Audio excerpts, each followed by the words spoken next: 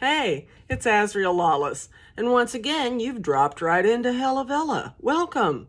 And you're here for another Lawless Reads.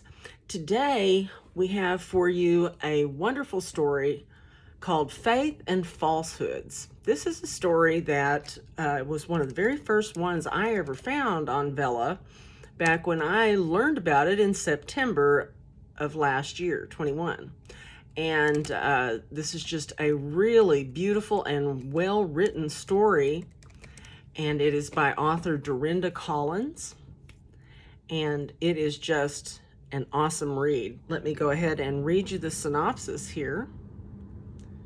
When a successful group of women come together for their Women of God weekly Bible study, they seem to have it all together, but their lives are continuously facing bumps in the streets paved with everything but gold.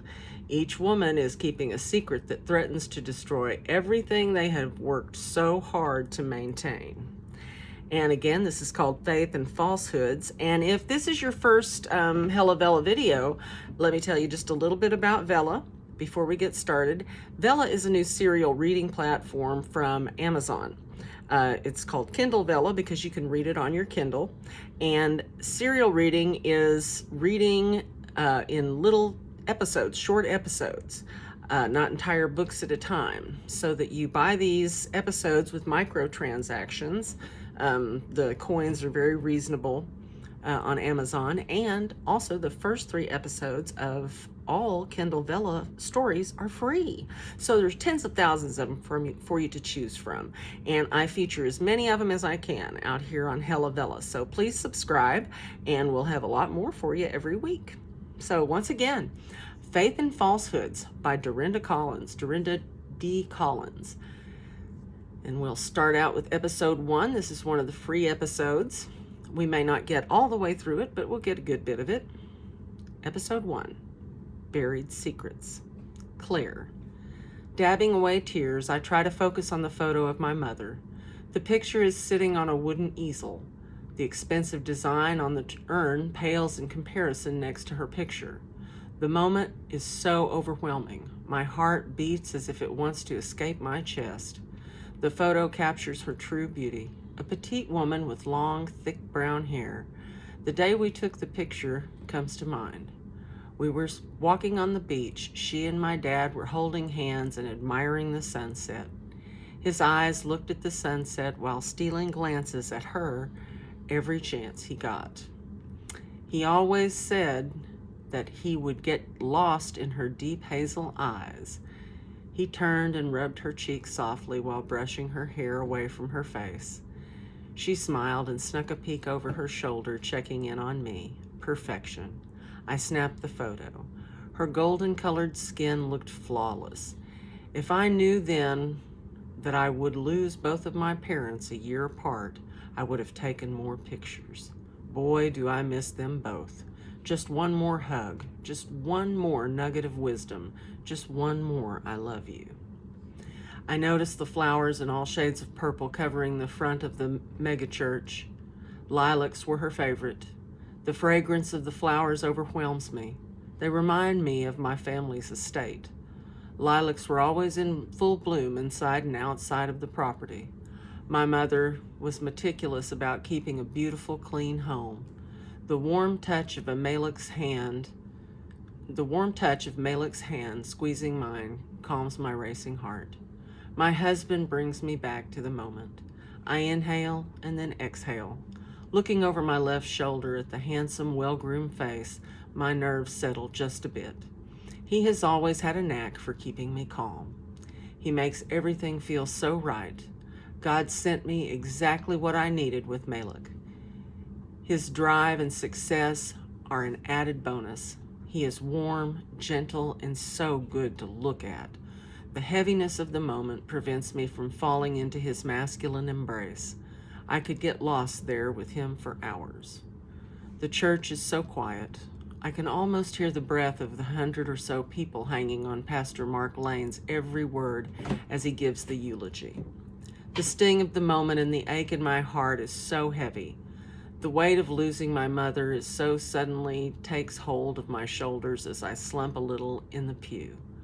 I must compose myself. The emptiness almost engulfs me, knowing that I will not feel the comfort of my maman's arms again. My well-manicured nails distract me as I rub my empty stomach. The aching and uneasiness churning in the pit of my belly is a welcome diversion. I lean closer to Malik for extra support and comfort. My sadness lessens a little by the kind words Pastor Mark says about Maman. The rustling of tissue and quiet cry come from the woman on my right, demands my attention.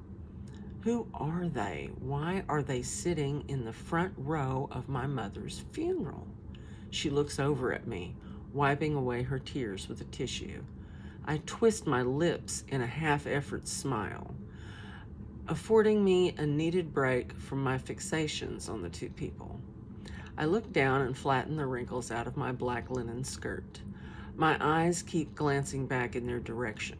Why can't I stop looking at the two of them? Why do they look so familiar? Checking in on Malik, I look at him and then back to the front of the church. As the choir sings a selection, the tears I tried to keep at bay are making their way down my face. Malik's strong, well-defined arm is on my shoulder. He pulls me close to him in an embrace. I let go of the restraints holding me back and succumb to the moment. The tears fall, and I am not sure they will ever stop. I open my bag and reach for the black handkerchief. Lifting my head upright, I pat away the tears. My mom lived a life full of love. I can smile at that. I compose myself enough to say a proper goodbye to my mother. Au revoir, maman. The woman and her sniffles coming from the direction of the strangers disturb my moment. I keep trying to hide my frustration, but I am agitated. Who are these people? Out of every pew in the church, this big church, why would two strangers sit here, right next to me in the front row? Focus, Claire. A loud burst of "Amen, Pastor," snaps my side-eye stare away from the two strangers back to my painful reality. Pastor Lane's eloquent remarks about my mother are fitting. He describes a time when Maman invited him for tea. There is a slight chuckle from the mourners. Everyone knew that when you got invited to tea with Maman, there was a lecture coming along with the petite sandwiches. She was everyone's maman, mom in French. She always spoke in French. She loved and embraced her native tongue and country. I loved letting her know that no one here in Charleston, especially on Daniel Island, spoke French. Spanish, maybe. French, not so much. She always laughed. The intimate chuckles we shared started the cascade of tears again. I am strong enough to do this, maman.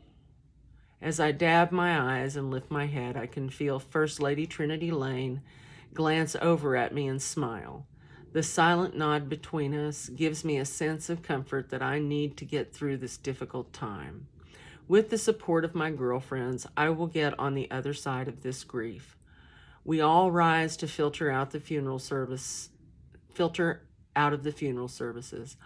I can almost feel the weakness in my legs as the thoughts of leaving my mother behind in that urn is crippling. I began to walk with all the effort that I can muster. Malik pulls me in closer for support. He squeezes my hand and kisses me on the forehead.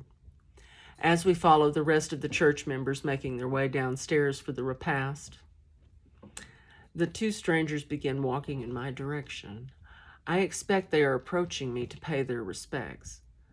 They stop right in front of me, and I extend my hand. I look up at Malik for moral support as the woman takes my hand and begins to speak with a French accent. They both look saddened by the loss of my mother. The female spoke first. "Hi, Claire!" Her voice crackles a bit as she tries to speak English.